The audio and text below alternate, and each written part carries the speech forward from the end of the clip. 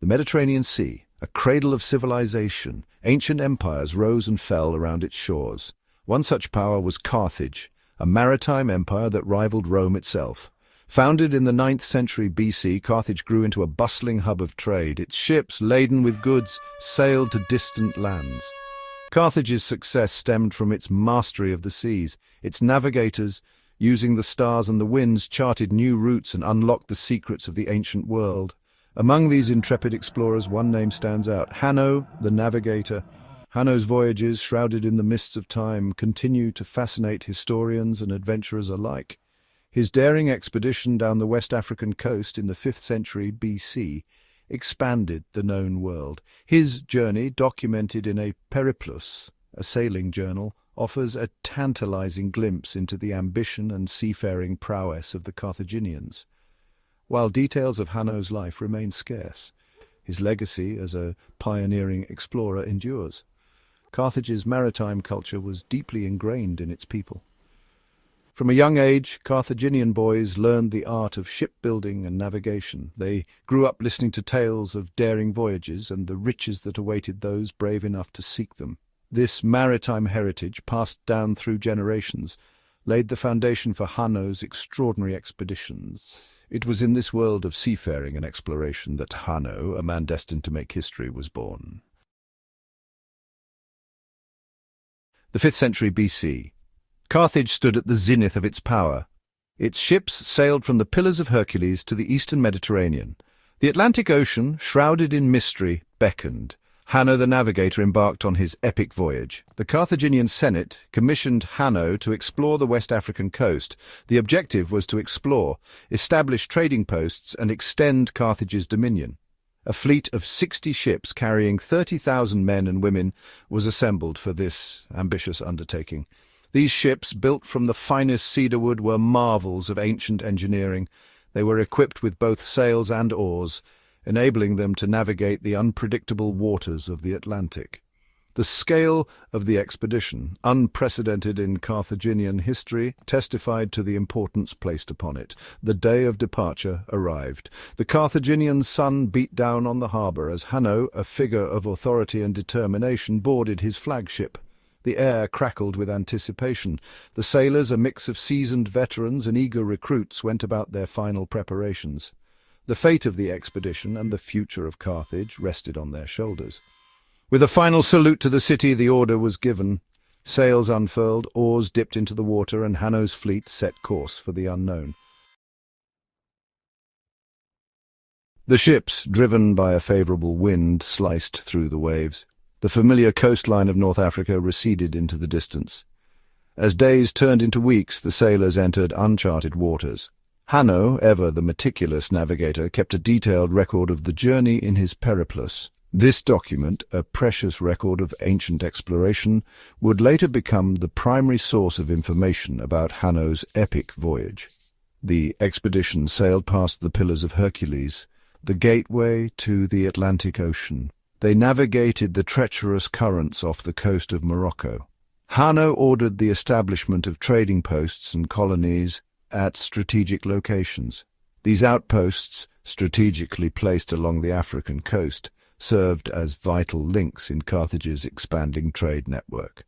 The Periplus mentions the founding of Thymiaterion, believed to be modern-day Kenitra in Morocco, and other settlements further south. As they ventured further south, the landscape changed dramatically. Lush forests gave way to arid deserts. The air grew heavy with humidity. The sailors encountered strange and wonderful creatures unlike anything they had seen before. Hanno, ever the keen observer, documented these encounters in his Periplus, providing valuable insights into the biodiversity of the African continent. Hanno's Periplus paints a vivid picture of the African coast and its inhabitants. He describes encountering tribes who spoke languages unintelligible to the Carthaginians. He writes of elephants roaming the forests and rivers teeming with crocodiles.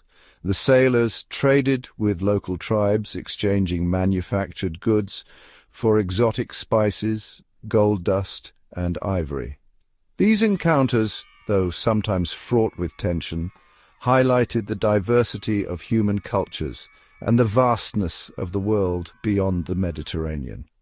One particular encounter, however, was to become the stuff of legends.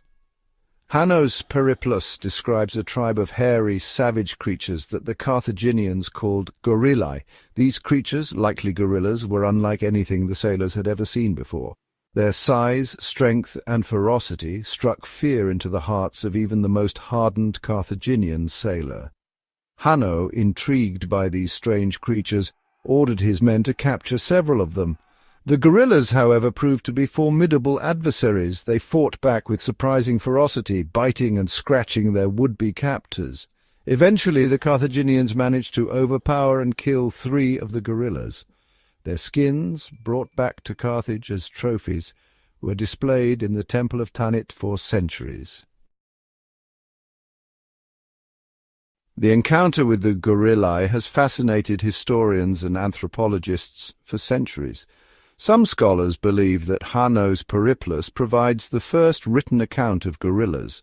Others, however, argue that the creatures described by Hanno could have been chimpanzees or baboons. The debate over the true identity of the gorillae highlights the challenges of interpreting ancient texts and the limitations of our knowledge of the past. Regardless of their true identity, the gorillae captured the imagination of the Carthaginians. Tales of their size, strength, and ferocity spread throughout the empire.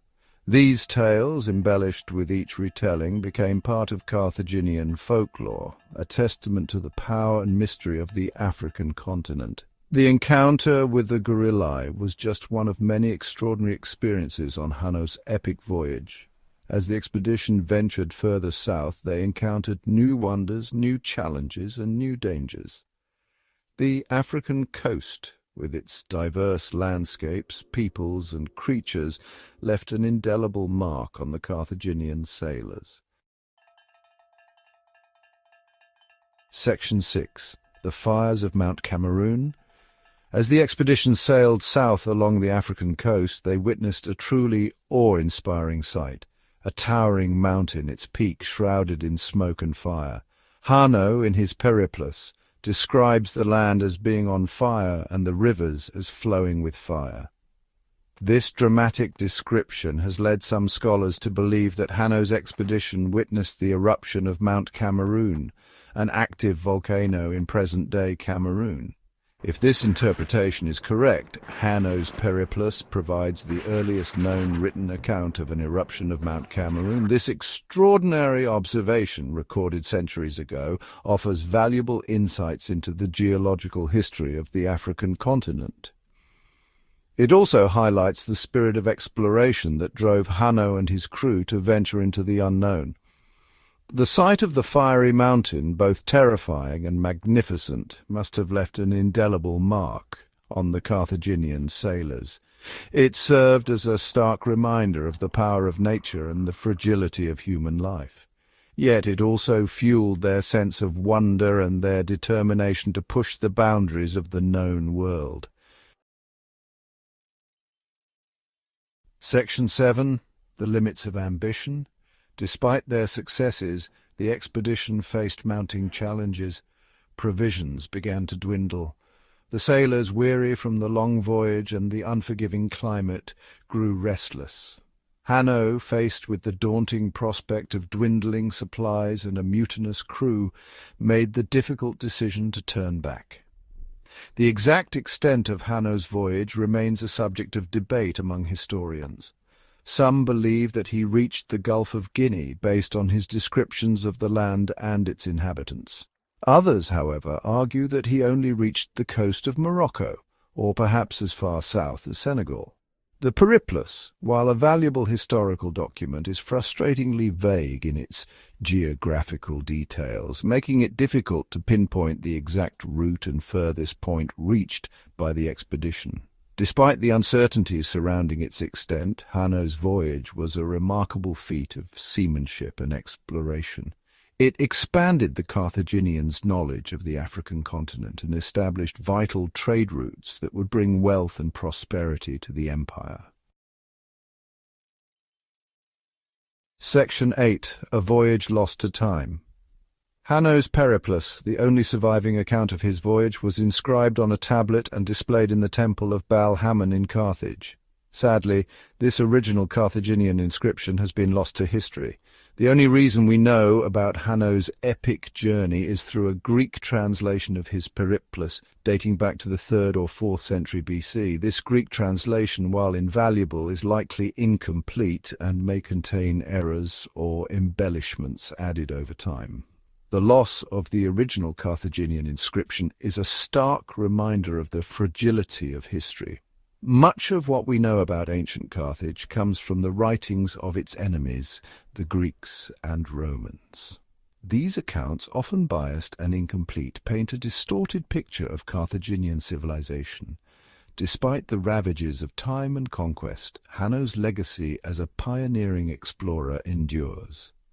His voyage, shrouded in mystery and legend, continues to capture the imagination, reminding us of the human spirit of curiosity, courage, and the enduring quest to explore the unknown.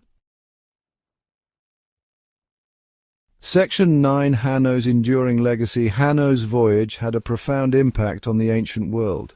His expedition expanded geographical knowledge, opening up new trade routes and fostering contact between different cultures. The gorilla encounter, though subject to much debate, contributed to the growing body of knowledge about the natural world.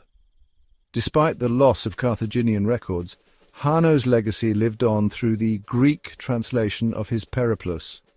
Hanno's voyage serves as a reminder of the importance of exploration and the pursuit of knowledge.